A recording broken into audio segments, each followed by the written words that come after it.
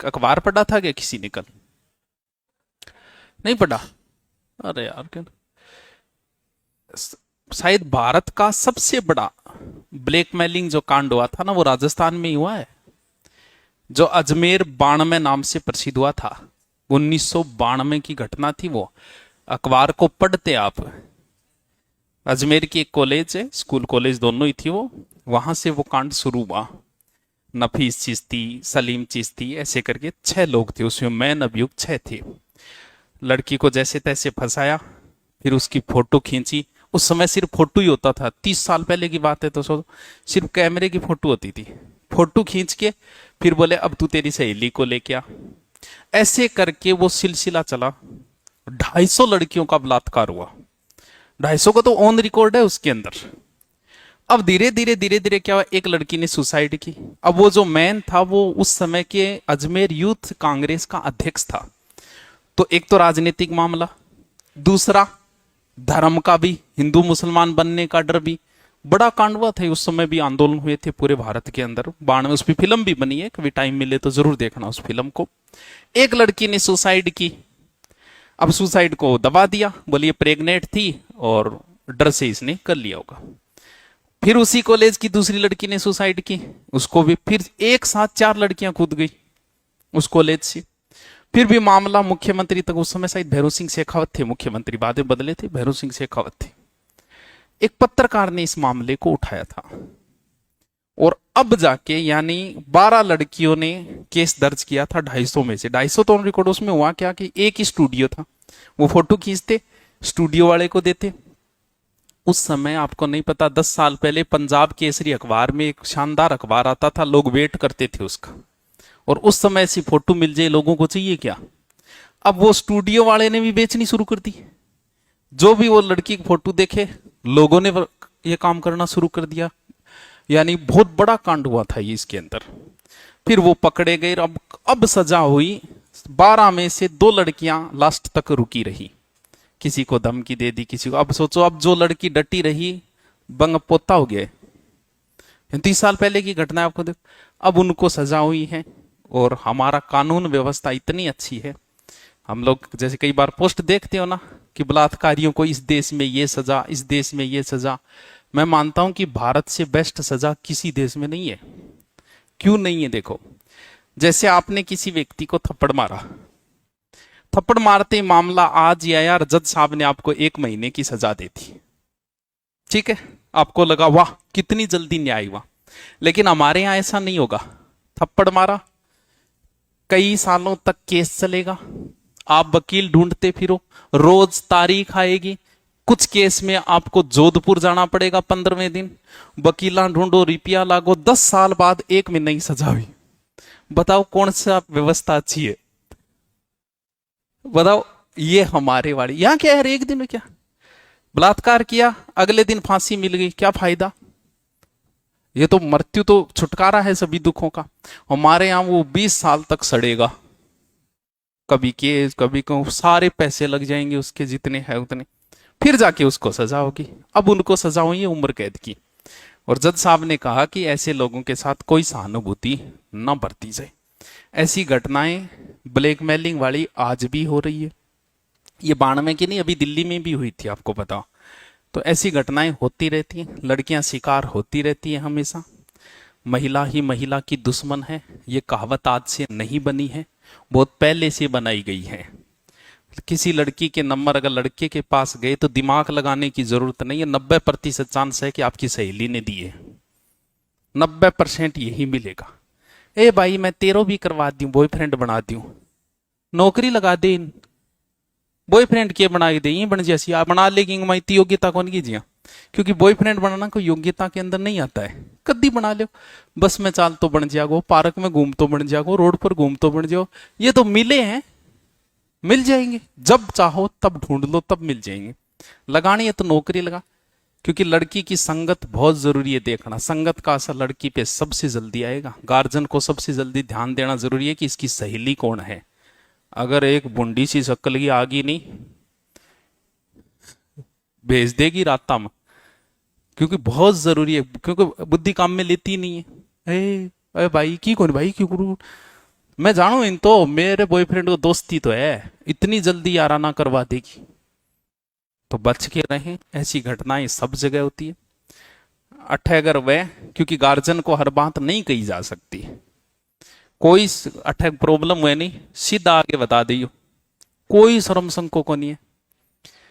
और आवगो मैं गारंटी दूं कि अगले दिन वो आपको दिखाई नहीं देगा। ऐसी एक दो घटना हुई तो जी ही आए बोल गुरु जी वो छोरो छेड़े, क्योंकि सबसे अच्छा तरीका है मोबाइल। जब भी आपको लगे लड़का पीछा कर रहा है, आप मोबाइल बस ऐसे कर लो, चलाओ मत चाहिए, आगे वाले की औकात ही नहीं है कि आपके पास आ सके। लड़का डरता बहुत जल्दी है। जका फब्दी का सैनी छोरियां जाता जग दिन छोरी सामने होगी नहीं, सच बताऊं आपकी दूसरा शब्द नहीं निकलेगा, आ कहना पड़ेगा तन थोड़ी को मेरे भाई लन कहो। बस में छेड़ रहा है, अगर लड़की सामने हो गई ना, लड़की तब तक रुकी हुई है जब तक आपके सामने नहीं होती। अगर थार में हिम्मत है तो थार में एक दो गलियां बताऊं दिल्ली की, वहां से निकल के दिखा दो। अगर तुम मर्द हो वहां से निकल के दिखाओ, ए चिकने है। आप तब तक कह रहे हो लड़की आपके सामने नहीं होती, तब तक आप ब्लैकमेल कर सकते हो, तब तक ही आप बोल सकते हो, वरना आपकी इतनी हिम्मत नहीं है। और आप लड़की के पीछे पड़े हो, जिस दिन लड़की अगर किसी के पीछे पड़ गई ना, किसी भी लड़के के पीछे, आगे बाजनो चालू हो जाएगा। क्योंकि आपके साथ ऐसी घटना हुई नहीं तो आपको पता ही नहीं होगा कि यहां भी होगा। ऐसा ही होता है, आदमी फिर भागना शुरू हो जाता है, उससे बचना शुरू हो जाता है कि यार कहीं गैल छुटा मांगे। अभी घटना हुई, बोले गुरु जी वो छोरा ही हॉस्टल गए, आपने चिंता करने की जरूरत नहीं, मैं तुरंत सामंतान भेज दिया, मैं हॉस्टल उठा के लाओ, हॉस्टल उठा के लाओ ताकि और हॉस्टलर छोरा बेरो पड़े। अब वो बाद में बोले गुरु जी के थे इतनी के चिंता कर रखी है, अब थे बताओ ये मरुस्थल में कुणा हो जिया, आप बताओ इस शहर में आप आते क्या? तो यहां अगर गार्जियन ने किसी बच्ची को भेजा है तो उसका जिम्मेवार कौन है?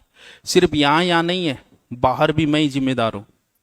थारी जी कोई शिकायत आ गई तो बच्चों का को नहीं, बस बता दियो, इशारों कर दिया, थाने तक तो बात जागी को नहीं, आज तक ही कौन गई।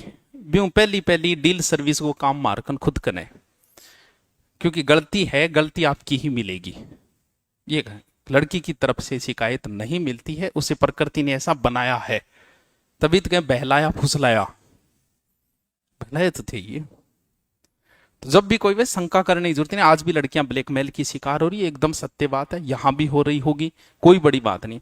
फिर भी छोटा क्षेत्र है, कहीं करे देखे, मैं खुद भी देखूं, काला काच कर लिया, लगभग गाड़ियां तो काला काच हो गया हमारे तारनगर में, पहले नहीं थे, कर रहे हैं तो भाई थार खातर रहेंगे, ना खाऊंगा ना खाने दूंगा, बेरो पड़ गयो तो बता दे करो, कोई शंके वाली बात नहीं है। गार्जियन को हर बात नहीं बताई जा सकती, मान बता दिया इलाज पूरा हो जाएगा। क्योंकि अगर लड़की थारे सामने होगी नहीं, उस थारे रमान है, ब्लैकमेल कर ही नहीं सकता। लड़की को अगर कानून का पता हो, उसे कोई ब्लैकमेल कर ही नहीं सकता, क्योंकि थारा भी तो है। लेकिन कुछ गलतियां लड़की खुद भी करे, ये फोटो देख के डिलीट कर देना, आज तक तो कोई छोरा करी को नहीं,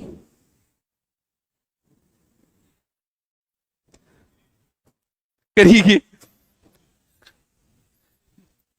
जो विशेषज्ञ होते हैं वो कुछ बातें बताते हैं, हो सकता है आपको ये बुरी लगे, क्योंकि लड़के और लड़की का भेदभाव कोई नहीं मिटा सकता, मैं नहीं मिटा सकता। एजुकेशन में ऐसा, आप खुद बताओ, यहां कोचिंग में आप आ रहे हो, आपको अलग अलग बिठाया जा रहा है ना, तो भेदभाव तो यहीं से शुरू है।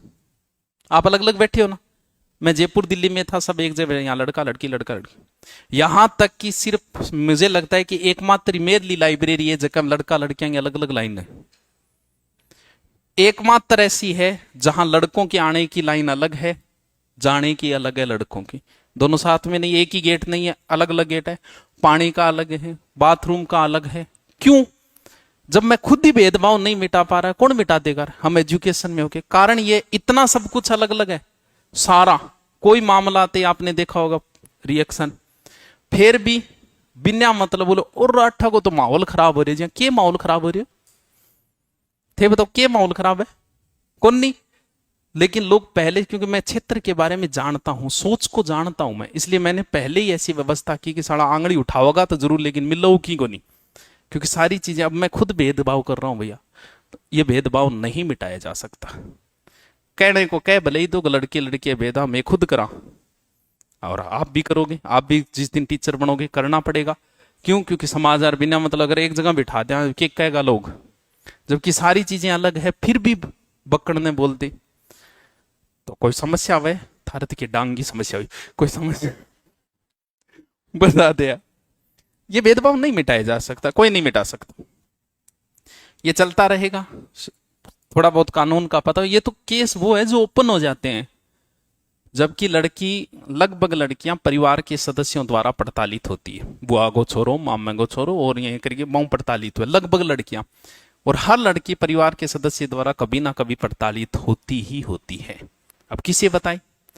तो जिसे मतलब नहीं होता उसे ब्लॉक मारो, कोई शर्म संके वाली बात नहीं है। पुरुष के मन में प्रेम पहले से जगा होता है, बिना मतलब वो किसी को टाइम नहीं देता है। लड़का लड़की कभी फ्रेंड नहीं हो सकते, इतने दिन ही हो सकते हैं जितने दिन भर, क्योंकि शुरुआत में लड़के को प्रेम जगाना पड़ता है।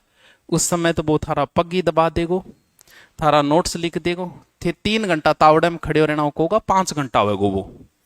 ये तो शुरुआत का दौर है, बाद में 3 मिनट ही कौन खड़े हुए 3 घंटा ही जगह, वो बाद की बात है। क्योंकि स्त्री में प्रेम जगाना पड़ता है।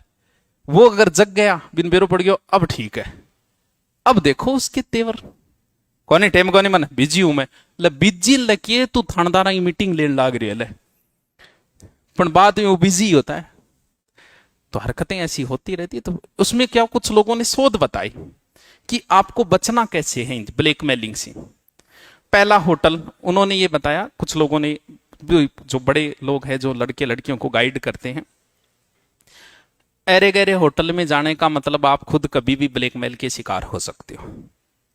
अरे तुम खुद बताओ यार, 10-10, 15-15 हजार रुपये किराए में होटल चला रहे हैं, कहाँ हिडन कैमरा लगा है आपको पता है क्या? और आपको देना पड़ेगा, आप थाने में नहीं जा सकते हो। अगर आपका बन गया वीडियो ना, तो ये कहने की बातें हैं भैया, देगी ही सल्टानो पड़ेगा। और होया है ईशा कांड। जाओ कभी हो कोई बात नहीं, पैसे हो भले 12 महीने में एक बार ही जाना, अच्छे होटल में जाओ, आईडी दो, क्योंकि जिस व्यक्ति ने 30 करोड़ रुपए होटल में लगा रखे है ना, वो आपको ब्लैकमेल नहीं करेगा कभी। लेकिन जो 15,000 में किराए ले रखे वो कुछ भी कर सकता है। दूसरा उसने ये बताया कि फोटो कभी भी चेहरे के साथ न भेजी जाए। मैं आकौन कैस को ना भेजो, ऐसा संभव है ही नहीं। मैं कहती हूँ कि आस की ना करो, बावड़ी बात करना मतलब की है। जो चीज आपके अंदर उत्पन्न हुई है आप वो करोगे। थारा माँ बाप थान रोकिया थे, रुक गए तो मेरे कण रुकोगे थे। लेकिन उसमें कहा कि चेहरे के साथ कभी भी एडल्ट फोटो न भेजी जाए, फिर कोई टेंशन नहीं है। क्यों? क्योंकि आपके नीचे के पार्ट को देख के आपको कोई नहीं पहचान सकता। चेहरे के साथ कभी फोटो नहीं जानी चाहिए, बोले कितना, क्योंकि जिससे आज प्रेम है नफरत वही करेगा एक दिन। ये दोनों विपरीत है। दिन में अगर थकोगे तो ही रात को नींद आएगी, विपरीत चीजें हैं ये। आज जिससे प्रेम है कल उससे नफरत भी हो सकती है। सिगमंड फ्राइड ने कही है ये बात, पेज संख्या मुझे याद नहीं कितने पे लिखी थी उसने। सिगमंड फ्राइड ने कही थी ये बात कि जिससे प्रेम है उसी से नफरत है। तुम जैसे आशिकों ने उस पर ऑब्जेक्शन उठाया, क्या कह रहा है, ये थोड़ी हो रहा है। तब उसने कहा कि ठीक है नहीं होती। ये बताओ जब तुम्हारी लड़ाई होती है तो तुम्हारे मन में ये बात नहीं आती कि साड़ी मार दूं के? बोले हाँ आवे, तो बताओ फिर। और बात भी सच्ची है। आप बताओ जब गुस्सा हो तब आपका मन नहीं करता कि मारने को? जिससे ज्यादा प्रेम होता है उस पर उतना ही ज्यादा फिर गुस्सा आता है कि सल्टा दी इनके साड़ी रात गाद रखी मेरे। और 500 प्रेम होता है भी कुत्ते बिल्ली इतनी पछा लाग जाएगा, क्यों लड़ाई हुए? तो जिससे प्रेम है उससे कभी नफरत हो सकती है। फोटो का विशेष ध्यान, वीडियो कॉल में विशेष ध्यान। होटल जाना है जाओ, कोई बात नहीं, अच्छे होटल में जाओ, 5 स्टार में जाओ। आपके साथ क्यों? वहां बड़े लोग आते हैं, उनका वीडियो नहीं बनाता यार, क्या इनका क्या पता कब क्या, तो शिकार हो जाओ। और बच्चों थोड़ा सो को नहीं रोक, सरकार नहीं रोक सकती। आपको क्या लगता है बलात्कार को रोक देगी सरकार? जचे उतने कड़े कानून बना दो, नहीं रोक सकती। क्यों नहीं रोक सकती? क्योंकि जो चीज हमारे अंदर उत्पन्न हो गई, जैसे गुस्सा, यार तुम कितना ही कुछ कर लो, गुस्से को तुम कंट्रोल नहीं कर सकते। आत्महत्या, कितने नियम बना दो, आत्महत्या ही होगी। काम प्रवृत्ति या बलात्कार, कारण क्या है? आत्महत्या का एक संवेग है, अंदर उत्पन्न होता है। हमारे अंदर एक कभी इच्छा हुई आत्महत्या करने की, और ऐसा कहते हैं अपने पूरे जीवन काल में हर मनुष्य को 2 से 3 बार आत्महत्या करने की मन में आती है, हर मनुष्य के। अब वो आत्महत्या वाली जैसे ही आपके अंदर उत्पन्न हुई, सुसाइड करने की किसी बात पे, उस समय अगर आपको सिचुएशन मिल गई, क्योंकि हमें स्कूल में कभी पढ़ाया नहीं गया कि आत्महत्या का विचार आए तो हमें क्या करना चाहिए। अब जैसे ही आपके मन में आत्महत्या का विचार आया, आप ऐसे सोते हो, आत्महत्या विचार आए और ऊपर पंखो दिखे हो, सिचुएशन मिल गई आपको, घर पे कोई है नहीं, सिचुएशन मिल गई, गालियो दुपट्टो टंगी, आत्महत्या के समय उसी समय अगर आपको सिचुएशन मिल गई तो आप आत्महत्या कर लोगे। और आपने उस बात को कि चलो कल कर लेंगे, सुसाइड ही तो करनी है, आप आत्महत्या नहीं करोगे। इसीलिए आप देखो कोटा के अंदर हॉस्टल का एक रूल है कि ये पंखे नहीं लगा सकते हॉस्टल में, क्योंकि ये आत्महत्या करने के तुरंत विचार आ जाता है देखते वहां कौन से फैन लगेंगे, या तो एसी लगाओ या फिर वो फैन लगाओ, ये फैन आप हॉस्टल के अंदर नहीं लगा सकते। अकेले बच्चे को नहीं रहने दिया जाएगा, क्योंकि आपके साथ कोई है तो आप सुसाइड नहीं करोगे, घर के अंदर सुसाइड की कम चांसेस होते हैं। तो वो विचार है, अब मन में वो तरंगे उठी, उठते ही आपने सिचुएशन मिली, तरंग उठ रही है, आगे का ट्रेन जान लग रही है, कूद जाओगा आगे, क्योंकि वो एक समय है, बहुत कम समय, अल्प समय रहता है। ये गुस्सा एक संवेग है, आपके अंदर जैसी गुस्सा आया उस समय हमारी कुछ गांठें फूटती है गुस्से के अंदर, और वो गांठें जो है वो दो चीजों को जन्म देती है, मार दूं मर जाऊं। कुछ समय का है, जैसी गुस्सा आया आपके मन में आगे वाले को मारने का विचार आएगा, वो ऐसी गांठें हैं। अब अगर थोड़ा सा आपका ध्यान भंग हुआ, आपने थोड़ा सा किया, वो दोनों खत्म। थोड़ी देर बाद आपको अफसोस भी हो गया, यार तन में गलत कह दिया, यार मन गुस्सा। गुस्सा एक ध्यान है। ध्यान का मतलब जब एक चीज पे केंद्रित हो जाए, जैसे ही काम प्रवृत्ति, काम वासना की तरंगे आपके अंदर आई, ये भी एक ध्यान है, काम भी एक ध्यान माना गया है। अब आपको जैसे मान लो कि 5 मित्र बैठे, एक मित्र भाई साहब लगे हुए हैं कहीं लाइन मारने में, साथ वाला अगर थोड़ा सा होशियार है तो वो तुरंत समझे, क्योंकि काम प्रवृत्ति की जब तरंगे आपके अंदर आती है ना, आपको कोई चीज, आपको हंसना अच्छा नहीं लगता, बोलना अच्छा नहीं लगता, सार लो डायलॉग मारे और भाई जी की नाक कह लाग रहे तो ये दांत से तिरकाओगो, सार लो समझ तो जाओ बैठो, ध्यान है गठ है, क्योंकि ये वो तरंगे हैं। जैसे ही काम प्रवृत्ति की तरंगे आपके ऊपर आई, आपका दिमाग काम करना बंद कर देता है। आप किस उम्र में हो ये बात भूल जाते, सबके साथ होता है ना। आप किस पद पे हो ये बात आप भूल जाते हो, क्योंकि ये तरंगे ऐसी है, जैसे इस प्रकार की ये तरंगे हैं वैसी ही ये तरंगे हैं, सब कुछ भूल जाओगे आप। और जैसे ही काम वासना की पूर्ति हुई, आपका दिमाग वापस और तेरी ओ के करियो रे, तो बहुत बड़ी गड़बड़ कर दी। अब क्या हुआ, वो तरंगे आई, कंट्रोल है नहीं, जैसे गुस्सा सबको आता है लेकिन सब थोड़ी मारते हैं किसी दूसरे को। अब आते ही उन्होंने बलात्कार जैसा अंजाम दिया, तुरंत समझ में आएगा वो तो गलत करो। अब वो सोचता है कि चलो इसको मार देता हूं ताकि मैं बच जाऊं, क्योंकि वो बताएगी, केस करेगी, इसलिए बलात्कार के बाद मारने की घटनाएं होती है। क्योंकि दिमाग तो, क्योंकि जब तक काम वासना चलावे तब तक आपका दिमाग काम नहीं करेगा। वो तो बेरो तो है था ना, सो कहां बड़ो काम तो बाद में दिमाग करेगा और तेरी अब बगरे किया भेजा, अब डोली कूद तो गया, पाछा क्या जाऊंगा। लेकिन जब तक तरंगे हैं तब तक दिमाग में नहीं आती कभी भी। जिस व्यक्ति के अंदर जितनी काम प्रवृत्ति होगी वो उतनी बड़ी रिस्क लेगा। रिस्क लेने का मतलब ये नहीं है कि वो प्यार कर रहा है, रात को 12 बजे घर में 10 जनायर फिर भी वो आ रहे, इसका मतलब प्यार नहीं है। वो काम प्रवृत्ति की तरंगे इतनी ज्यादा हावी है आपके ऊपर, ऐसी हमेशा 20 से 25 साल की उम्र के बीच में होता है। जब 35-40 का हो जाओगा फिर घरे बुला बोकरी बुलाई थे, जाओगा ही को नहीं। क्यों? प्रेम चाहे कितना ही हो, क्योंकि वो तरंगे इतनी हावी नहीं होती। अभी आपके ऊपर ये तरंगे इतनी हावी है कि आपको कुछ भी दिखाई नहीं दे रहा है। कहीं कितो बड़ो गलत हो सके, घरे पकड़ी जिया तो अपन क्या कुटेगा, आ दिमाग में को नहीं आ, अब बाद में समझ गए रे तू। गांव में जाता वे, शहर में तो फिर भी किए थाना राई गाल के ले जाए, गांव में किए घर का कूट दे बिना मतलब आ जाए। चलो बताऊं, इनको रोकना बहुत मुश्किल काम है। नियम चाहे कितने ही बना दो, जो चीजें आपके अंदर उत्पन्न होती है उन्हें रोकना बहुत मुश्किल है। कानून तो कड़े, ये मर्डर के ऊपर भी सजा तो है लेकिन लोग कर रहे हैं, बलात्कार के ऊपर भी सजाएं कर रहे हैं। क्यों? क्योंकि आपके अंदर उत्पन्न हो गई, कोई इलाज नहीं है। जब तक वो तरंगे चढ़ी रहेगी तब तक आपका दिमाग काम नहीं करता है, चाहे गुस्सा हो चाहे काम पर